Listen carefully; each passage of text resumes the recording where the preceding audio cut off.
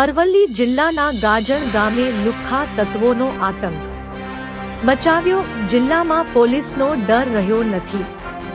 ગત રોજ ગાજણ ગામે લગ્ન પ્રસંગમાં દારૂ પી હાંટકા બનેલ એક લુખ્ખા તત્વએ પોતાની ગાડી મંડપ નાખી તોડફોડ કરી હતી। ત્યારબાદ આ ઇસમ તલવાર વડે હુમલો કર્યો હતો। ત્યારે જેના ઘરે લગ્ન હતું તે પરિવારે 112 પર કોલ કરી મોડાસા રૂરલ પોલીસ મથકે જાણ કરતા પોલીસ ઘટના પહોંચી આતંક મંચાવનાર તત્વની ઝડપી પાડી જેલના હવાલે કર્યો હતો। પણ ગણતરીના કલાકોમાં તેના આકાઓએ જેલ મુક્ત કરાવ્યો હતો। ત્યારે ફરીથી પરિવારના ઘરે તલવાર વડે હુમલો કર્યો હતો, જેને લઈ પીડિત પરિવાર તેમાં આજુબાજુના શેરી મોહલ્લા વાળા ભયભીત બન્યા।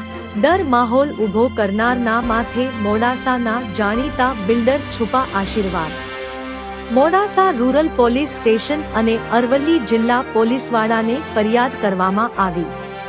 કાયદામાં રહેશો તો ફાયદામાં રહેશો એ સૂત્ર કદાચ લોકો માટે સામાન્ય બની ગયું હોય તેમ યુપી બિહાર જેવો માહોલ સર્જાયો હતો અને ગૃહમંત્રી સાહેબના સૂત્રના લીલે લીરા ઉડ્યા હતા।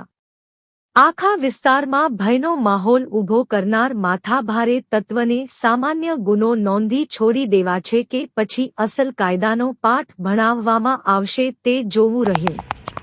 રિપોર્ટર જયેશ પટેલ, અરવલ્લી, માલપુર।